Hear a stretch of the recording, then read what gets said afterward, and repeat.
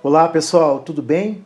Olha, hoje o Planeta Brasil Sustentável traz um ativista conhecido nacionalmente em defesa da causa LGBTI, fundador do Grupo Dignidade, Tony Reis.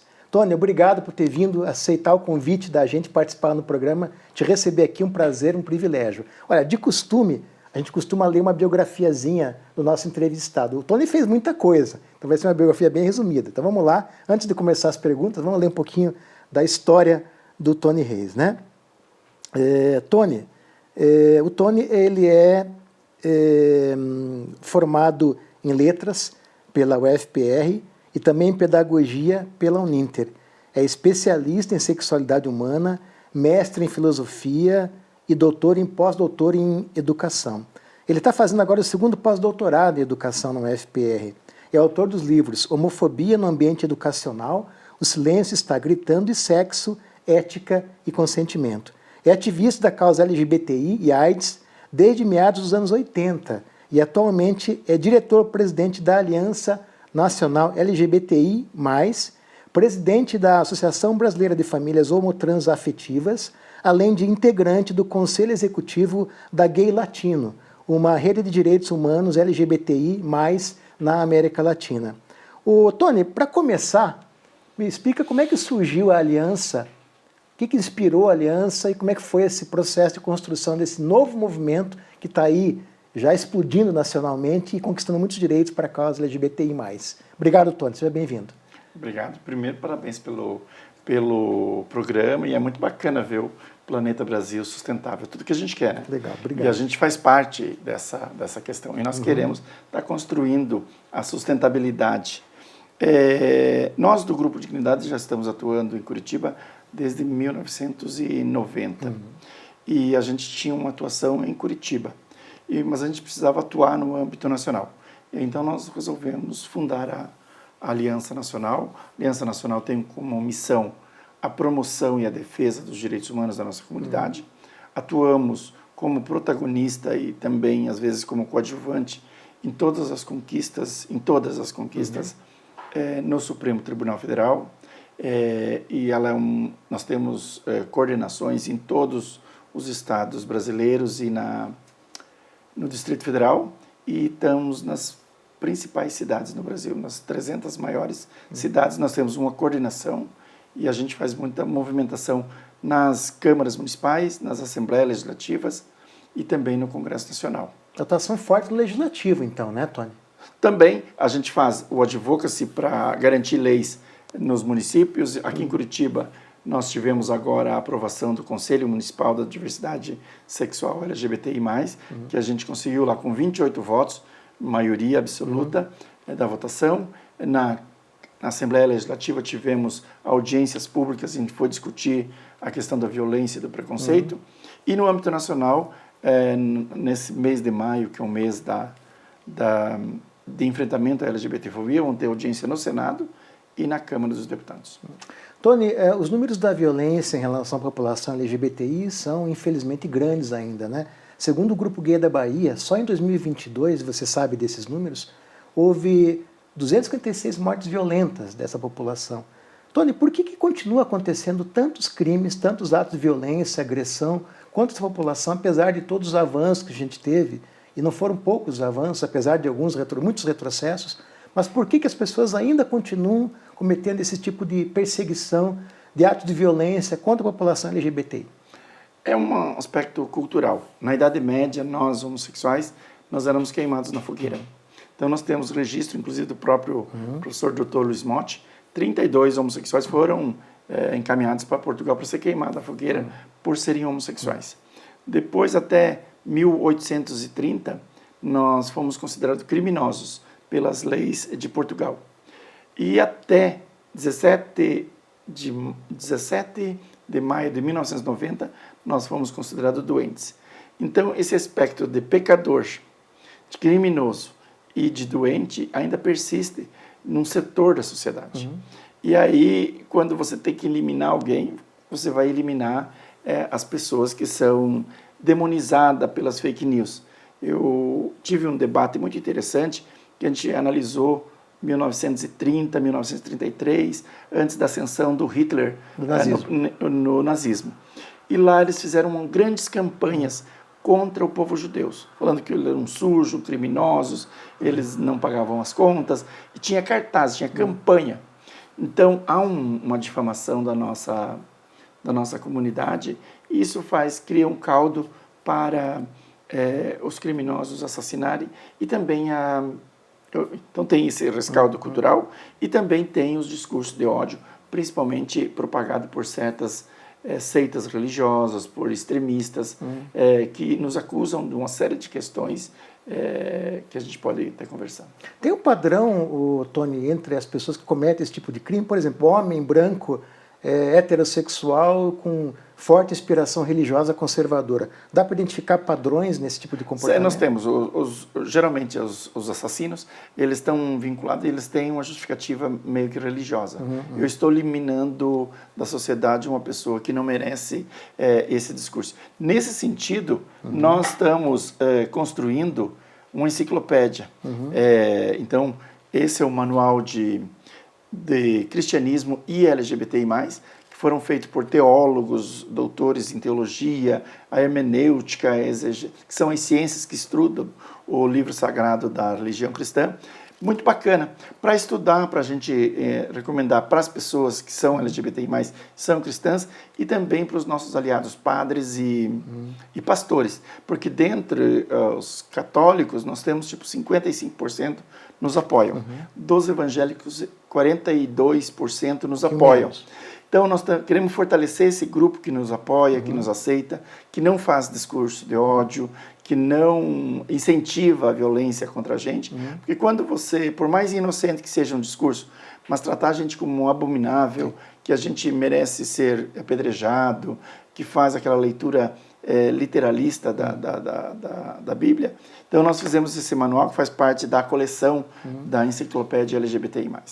Tony, você está acompanhando certamente a votação da PL das fake news no Congresso, que o objetivo é combater discurso de ódio e as fake news, informações falsas. Como é que vocês avaliam a PL? Você acha que o PL que tramita, ele contribui com o movimento, ele tem sido significativo? Como é que vocês fazem uma avaliação desse movimento? Primeiro, eu acho que tudo que é desinformação, ela deseduca. Eu acho que quando você mente, quando você exagera, quando você não tem uma notícia que tem fonte fidedigna, que não está baseada na ciência, para mim é fake news. Então, eu sou totalmente favorável, nossas instituições apoiam e eu sou totalmente contra a censura. Sou totalmente contra a censura, eu posso discordar, inclusive sou um defensor intransigente. Posso discordar, inclusive já tive debates com muitos pastores, o pastor Malafaia, que ficou um debate lá de 6 horas, que nós discutimos o que são as famílias no Brasil, e que deu uma boa repercussão. Então, eu acho que as pessoas têm o direito de expressar suas ideias, desde que não seja um discurso de ódio. Quando você começa a desrespeitar isso... Então, eu também, a pessoa tem o direito à liberdade de expressão, só que a liberdade de expressão, e isso já é decisão do Supremo Tribunal Federal, não pode esbarrar na dignidade humana. Então você pode pensar a gente pode pensar o que a gente quiser das mulheres, dos negros, das pessoas gays, dos evangélicos, dos católicos, do pessoal do Atlético, do Coxa, mas a gente não pode fazer discurso de ódio contra esses setores. Porque a partir do momento que você faz o discurso de ódio, daí você está sendo um criminoso. Eu estou achando bacana esse debate, porque eu estou aprendendo muito, tenho acompanhado no Congresso Nacional, acompanhei tudo lá no Senado, que a gente ganhou, e também agora, acho que nos próximos meses, teremos uma vitória na Câmara que está sendo construído. As mídias sociais, essas empresas, elas precisam, porque elas estão regulando, todo mundo é regulado. Eu tenho que pagar IPTU, eu sou regulado, eu não posso sair desnudo na Rua 15, eu não posso, enfim, eu não posso uma série de questões, eu sou regulado. As empresas são reguladas, os jornais são regulados, a televisão. E as mídias sociais também precisam ser reguladas. Isso não é ditadura. Para mim, isso é apenas que não pode ficar lá. Eu tenho 3 filhos jovens, adolescentes.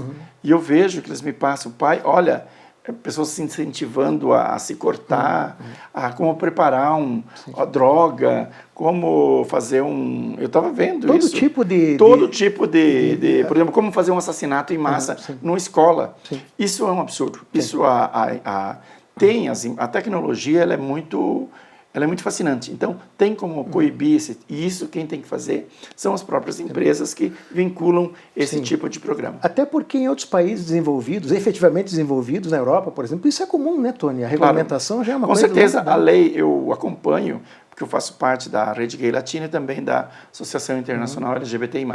Nós aprovamos essa lei na Alemanha e muito mais forte que a lei brasileira. Sim. Então, eu creio muito no Congresso Nacional, no bom senso desse diálogo. Eu acho que teve esse primeiro momento que teve fake news, que não poderiam escrever palavras da Bíblia, que não poderiam, teve problemas que não vão poder falar da direita e da esquerda. Pessoal, em qualquer país tem pessoas que têm um pensamento mais conservador, tem um pessoal que tem um pensamento mais progressista. Eu acho que a gente tem que dialogar e se respeitar sem fake news, sem negacionismo. Acho que a ciência ela nos ajuda muito. Então eu sou totalmente favorável à aprovação. E é uma contradição dessa interpretação literal da Bíblia, na medida em que, por exemplo, Jesus pregou os 10 mandamentos, né? Defendeu os 10 mandamentos, né? E o amar ao próximo era um deles, né, Tony? Então é contraditório que pessoas utilizem a religião para fazer esse tipo de narrativa, quando a gente sabe que Jesus não fez isso, que era totalmente plural, respeitava todos os grupos. Então o pessoal tem que avaliar um pouquinho. Eu gostei muito da leitura desse manual. Eu organizei, mas eu não escrevi porque eu não sou hermeneuta, não um pouco exegeta, não sou teólogo. Então eu não gosto de escrever sobre o assunto que eu não entenda profundamente. Mas eu percebi ali que tem pessoas que tiram o texto fora do contexto para justificar seus preconceitos. Sim. E a Bíblia é um livro cheio de metáforas, tem coisas muito boas, você pode ganhar muito dinheiro com a Bíblia, você pode também justificar a morte das pessoas, e eu sempre, aí inclusive cita, né, se a gente for fazer olho por olho, dente por dente, nós vamos acabar banguela e todo mundo cego. Ô, Tony, esse discurso de ódio se acirrou mais nas últimas décadas, talvez, né? Porque o Brasil nos anos 70 viveu o processo de liberação maior, um pouco mais liberdade, mas parece que ele ganhou um pouco mais de corpo, talvez nos últimos 20, 30 anos. Você concorda com essa afirmação ou essa coisa é um pouco mais recente, Tony? Nós estamos agora no luto da Rita Lee, vendo toda a história dela sendo repetida nos jornais e vendo os filmes que estão passando. Na década de 70, depois da ditadura, teve uma abertura. Também estou assistindo agora uma novela que nesse período estava na Europa, que é a novela Tieta. É uma novela super revolucionária, que tem muita arte, muita discussão, muita política, e era muito mais aberto. Agora nós ficamos muito mais conservadores. Eu acho que não poderia ter uma abertura como tinha aquela novela Tieta de 1990. Então eu acho que nós estamos ficando mais conservadores. Retrocedemos nesse aspecto. Retrocedemos. Eu vejo, mas isso é cíclico. Eu também, você falou que eu sou pedagogo, sou formado em letras, e depois do meu segundo pós-doutorado eu voltei, estou no banco da faculdade, estou fazendo história. E eu estou percebendo isso, que a história ela não é linear. Ela tem ciclos, então nós estamos num momento mais conservador, mas daí vai ter um momento que o pessoal fica mais liberal, volta conservador, então pode ser um período curto. Por isso que a gente tem que voltar a ter debates, a gente ter formação política. O caminho é o diálogo. E com certeza. Eu acho que você tem que dialogar, você não pode falar com aquele povo ali, ou só falar pela bolha. Eu gosto de falar na bolha, eu gosto de ir lá no gueto, sabe? Vamos falar com o pessoal que só pensa favorável. Eu já gosto disso. Eu quero ir lá conversar com os fariseus, eu quero ir lá conversar com o povo atleticano, eu quero ir lá conversar com o pessoal que pensa e tem uma visão. Porque eu consigo ver uma outra perspectiva e eu aprendo. Eu, no Congresso Nacional, inclusive, quando eu vou com os meus colegas, eu falo, Tony, você cumprimenta tal deputado, tal senador. Outro dia me mandaram aqui no celular, diz que num dia desses, um senador muito conservador lá citou meu nome, falou assim, eu não sou preconceituoso, eu vou votar contra isso, mas eu sou amigo do Tony Reis. Aí o povo todo mundo diz, você é amigo dele? Diz, meu amigo, não acreditaram. Eu cumprimento a pessoa, Claro. Se ele me considera amigo dele, eu não sei o conceito de amizade, eu nunca tomei chopp com ele, nunca fui na minha casa, nunca fui na casa dele, mas se ele me considera amigo, tudo bem. É de respeito. Mas eu não votaria na ideologia que ele defende. Mas eu tenho que conversar, que tem alguns temas, por exemplo, uma pessoa que não defende o meio ambiente, eu não consigo votar numa pessoa. Sim. Uma pessoa que não defende a vida, que não defende as minorias, que não defende os indígenas, tem alguns padrões, eu tenho princípios. Eu não votaria num partido ou numa pessoa que não tem o princípio da dignidade humana. Tony, a gente falou um pouquinho do papel da mídia, das redes sociais, das big techs nesse processo de formação das pessoas, no bom e no mau sentido, né? Agora, vamos falar um pouquinho do papel do Estado, Tony. Não está faltando, na tua avaliação, um pouco mais de empenho de setores do Estado, eu digo aí governos, né, em todos os níveis, para que haja um enfrentamento maior dessa narrativa de ódio, Tony? Eu falo, por exemplo, com campanhas educativas, com conteúdos nas escolas que deem conta de evitar que haja esse discurso de ódio no sentido preventivo, né? Como é que você vê o papel do Estado nesse processo? Você que é professor, pedagogo, educador. Nós temos que fazer, o Estado tem que ter um papel regulador. O Estado foi criado para beneficiar os cidadãos. Eu acho que a gente tem que... E aí, como historiador, estudando, estou nas primeiras lições, mas é muito importante que agora eu estou conseguindo perceber como que foi a construção do Estado, como que foi a questão da Revolução Francesa. Então, o Estado ele tem que ter campanhas de favorável à ciência, tem que ser favorável ao respeito à diferença. Nós temos... As pessoas têm background diferentes. Tem pessoas que vêm do interior do Paraná, as pessoas que vêm lá do Nordeste. Nós temos estrangeiros na nossa cidade e a gente vai ter que conviver com essas pessoas. Tem pessoas que acreditam na religião tal, tudo bem, isso é garantido por lei. Então, nós temos que aplicar a Constituição Federal. Se a gente aplicasse os artigos das cláusulas pétreas... Direitos fundamentais. Os direitos fundamentais, é isso que nós precisamos ensinar nas escolas. Não é para ir lá fazer doutrinação, para ser comunista, ou para ser fascista, ou para ser que vão transformar as pessoas em gays, ou transformar as pessoas em feministas. Eu acho que as mulheres têm todo o direito e devem se organizar. Os gays têm que se organizar, os negros têm que se organizar. As pessoas que não têm terra têm que se organizar. Eu, por exemplo, sou um admirador da organização do Movimento Sem Terra. Eu acho que o povo mais disciplinado, eu até brinco no movimento LGBTI+, porque o nosso movimento não é um grupo, não é uma luta de classe. O Movimento Sem Terra ele tem uma luta de classe. Nós temos que ter essa perspectiva de classe, porque a gente sabe muito bem que as pessoas LGBTI+, que estão numa classe menos avantajada, elas são mais discriminadas. As pessoas que estão numa classe alta, elas não são, quase não são discriminadas. Então, a gente precisa fazer isso. E o governo, ele tem que, o Estado, independente da prefeitura, o Estado e a União, tem que fazer campanhas, tem que dialogar, tem que debater. Eu, por exemplo, atualmente, eu tenho gostado muito. Os ministros e as ministras têm sido convocados e tem aqueles debates. Eu tenho gostado muito. Vão lá, respondem, tem que responder com ciência, responder com projeto. ênfase, né? E com ênfase. Como Isso o Silvio muito... Almeida tem feito, por exemplo. Né? É o Silvio Almeida, o Flávio Dino, que é o nosso vingador lá, que realmente ele tem sido um herói e ele vai com grandes argumentos. E as pessoas que fazem as arguições estão totalmente despreparadas, assim, sabe, vem com fake news. Não, a gente tem que acreditar. Eu leio os jornais, comparo as redações, e a gente percebe. Mas eles vão lá com a notícia de um jornal que publicou não sei aonde e pegam parte da notícia. Isso descontextualiza, usa o grupo de WhatsApp, que é puro fake news. Exatamente. Então, esse tipo de situação a gente precisa educar. Inclusive, na Finlândia... Eu já ia te perguntar isso. Como é que funciona em outros países? Que são exemplo. A Finlândia, a Suécia, perfeito. A Alemanha. Como lá é que funciona já tem tem matéria para você. Como que você lidar com o WhatsApp? Porque a gente sabe, eu participo de milhares de grupos.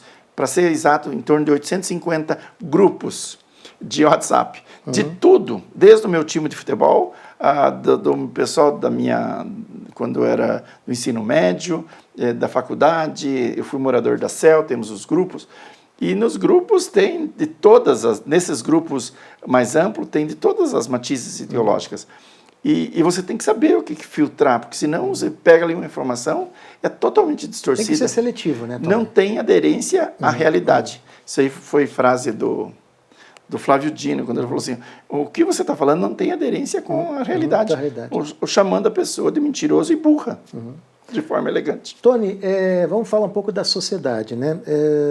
A sociedade também, às vezes, não se envolve muito em discussões sobre esse tema, e eu vou dar como exemplo a questão de casos de feminicídio, né? É muito comum você ver situações em que a pessoa, por exemplo, a mulher está sendo agredida pelo marido e as pessoas não se envolvem, dizendo que não se envolvem em briga de casal. Também não está faltando, Tony, um envolvimento maior das pessoas na denúncia, no combate a questões como feminicídio, a luta em defesa do movimento LGBTI também, denúncia de atos de agressão contra esse movimento. Você não acha que está faltando um pouquinho mais, eu vou chamar de coragem das pessoas para se envolver, as pessoas de bem, eu digo, né? Que têm compromisso com essa causa e que acreditam que o caminho é esse. Você não acha que falta um pouquinho dessa coragem, essa decisão de participar do processo, Tony? Eu acho que a gente tem que preservar sempre um senso de indignação. Eu recebo, nós temos uma central de denúncias, venho agora mesmo de uma cidadezinha chamada Codó. E aí veio uma denúncia, o cara gravou lá o discurso de um vereador, a gente pega, já tem um padrão de ofício e já encaminha para o Ministério Público para fazer a investigação. E daí já veio a resolução que a pessoa vai ser processada. A gente tem que denunciar tudo, denunciar o racismo. A gente não tem que ficar cancelando as pessoas também. Sabe? A gente vê a situação, mas tem que fazer a denúncia, tem que fazer o boletim de ocorrência, tem que mandar para o Ministério Público e a pessoa tem que responder. Isso, para mim, é educativo. Eu já ia te perguntar isso, Tony. Você tem que fazer o processo educativo. Eu não tem problema que denuncie você como machista, como LGBTfóbico, como racista, ou seja, e você vai ter que se responder. Inclusive, isso vai ser um processo, educativo. Sim. E dar exemplo. Eu não sei se você acompanhou na mídia aquele caso daquela jogadora de tênis que espancou um entregador de pizza negro, no Rio, com a coleira, assim, aquilo me doía, porque meus 3 filhos são negros. Eu falei assim, podia ser meus filhos. Sem dúvida. Então, com certeza, essa moça, e certo, as pessoas vão percebendo isso. E agora, o racismo sempre existiu, a homofobia sempre existiu, o feminicídio sempre existiu, só que agora as pessoas estão filmando e as pessoas estão denunciando. Então, há um processo de conscientização. Eu tenho percebido, tem aumentado as estatísticas. Esse nível de denúncia. Sim, tem. Então, a gente percebe, no Paraná nós temos o grupo de trabalho na Secretaria de Segurança, a gente percebe que tem aumentado o número de... E as pessoas não podem ficar caladas. Tony, você acabou de falar algumas coisas que eu ia te perguntar. O que as pessoas devem fazer? Você falou denúncia, boletim de ocorrência, denúncia no Ministério Público, na polícia e tal. Mas aí tem um detalhe, Tony, que eu queria discutir com você, que eu acho que é importante. E o medo de você sofrer uma represália, de você... Porque normalmente os grupos violentos são violentos por natureza, é uma questão inata deles. Como é que a pessoa pode fazer em situações em que ela corre risco, Tony, de vida ou de uma ameaça, de uma agressão? O que você recomenda ser feito nesse tipo de situação? Bem, primeiro nós temos que perceber, assim, grupo nazista, esse a gente tem que pegar, ligar para o 190, fazer o boletim de ocorrência, isso tem que ser contido. A filosofia nazista, fascista, a gente não tem diálogo. É combate puro e simples, denúncia e combate. Exatamente. O cara que é dogmático, fundamentalista, ele tem que nivelar o discurso da pessoa. Porque às vezes a pessoa faz lá, diz, olha, eu não aceito isso para mim, para minha família, porque está escrito no livro sagrado, esse está sendo uma constatação da pessoa. Então, ele não está agredindo. Sim. Então, você também... O preconceituoso, muitas vezes, você tem que chegar a levar informação para a pessoa. Porque o que é um preconceito? Preconceito é quando a pessoa tem um conceito fosco. Assim, você tem que limpar a lente da pessoa, levar informação e fazer esse trabalho. E daí tem a pessoa que é tolerante, aquela pessoa que se sente superior. Eu sou homem, eu tolero as mulheres, elas são gente boa. Tem o respeitador, que é uma atuação ideal, mas daí tem a pessoa que aceita todo mundo e o competente cultural. Eu espero que a gente um dia esteja numa sociedade de competência cultural, que a gente não discrimine o estrangeiro, não discrimine a pessoa idosa, a pessoa com deficiência, a pessoa que é ateia, a pessoa que é usuária de algum tipo de aditivo, uma pessoa gay. Então, é importante a gente fazer esse processo. Então, a pessoa espancou, a pessoa fez um discurso de ódio, ela não tem que pensar duas vezes, ela tem que ir lá na delegacia, fazer o boletim de ocorrência e fazer e acompanhar. Buscar o Ministério Público, porque tem casos que dá repercussão, e isso é muito importante. Tony, isso dá estatística. E aí provar também, né? Claro. Talvez com fotografia, vídeo, que possa comprovar que houve a agressão, né? Claro, então a gente tem que ter testemunha. A primeira coisa assim que a gente fala e nós também temos, por exemplo, na empresa, uma pessoa denunciar, eu fui demitido por ser gay. Primeira coisa que a gente fala, tudo bem, então está a denúncia aqui, esperamos, o nosso advogado já liga lá para a empresa e já tenta um diálogo com a empresa. Sim. E muitas vezes a pessoa cometeu um crime, né, na empresa. A pessoa faltava, a pessoa roubou, a pessoa foi antiética. Então, a gente tem que fazer esse diálogo bacana. A sociedade tem que ser educada. E aí, para a gente concluir, nós temos o manual de educação. Esse que é o manual de educação de toda a legislação que a gente pode, as legislações internacionais, que o Brasil é signatário, Constituição, as leis de diretrizes de base. Pode adquirir o manual, Tony? Isso aqui só colocar Manual de Educação LGBTI+, está no Google lá e está nos nossos sites, e o Ministério Público está nos sites. E também o manual para jornalista. Sabe, o jornalista não sabe como falar, atualização de palavras. Eu ia finalizar te perguntando, Tony, uma coisa importante, é a questão da disciplina com a linguagem que as pessoas usam quando se refere aos grupos. Como é que as pessoas podem fazer para resolver esse problema e evitar usar expressões que sejam preconceituosas? O manual resolve isso, né, Tony? Não, esse aqui sim, porque eu vejo assim, primeiro, a gente não pode sair cancelando as pessoas. Porque a pessoa falou homossexualismo, ou opção sexual, ou outra travesti, já está falando, nossa, essa pessoa é preconceituosa.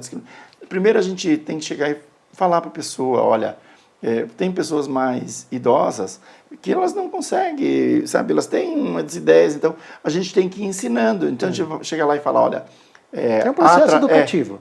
É a travesti, é homossexualidade, não é homossexualismo, não é opção sexual, é orientação sexual. As pessoas têm orientação sexual, é o teu desejo, que a pessoa pode ser gay ou lésbica ou bissexual. Se a pessoa, a identidade de gênero, se a pessoa é cisgênero, no caso eu sou cisgênero, sou homem e gosto do meu corpo.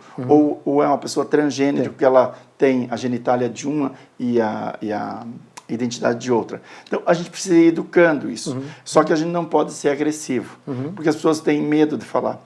Inclusive, teve uma situação de os políticos, eles falam assim, eu não citei LGBTI+, porque eu não sei nem a sigla, porque vocês mudam a sigla todo dia. E eu falei assim, não é que muda, é que as pessoas vão aprimorando, então tem pessoas que são daquelas inovadoras, tem uns que já já tem 27 letras. Siglas. O nosso ainda está em 5 aqui, a gente já colocou mais, porque daí você já inclui todo mundo. Já inclui todos. E, então, a ideia é da gente dialogar, para a gente ter um planeta Brasil sustentável, nós temos que sustentar primeiro os seres humanos, depois a natureza, porque a gente faz parte da natureza, se a gente não tiver um planeta sustentável, a gente também integrado, com respeito à cidadania, natureza, direitos humanos. Claro, né? É isso que a gente quer, é isso que a gente prega nas Nações Unidas, e nos governos, pelo menos eles fazem esse discurso, e a gente tem que cobrar a prática deles. E foi isso que um cara chamado Jesus Cristo falava há mais de 2000 anos, né? Tony Reis, muito obrigado pela tua presença aqui, nessa aula que você deu sobre a questão da causa LGBTI. Obrigado, Tony, de coração. Pessoal, uma entrevista de mão cheia, né? Obrigado, gente. Até a semana que vem, no nosso próximo programa. Obrigado, um abraço.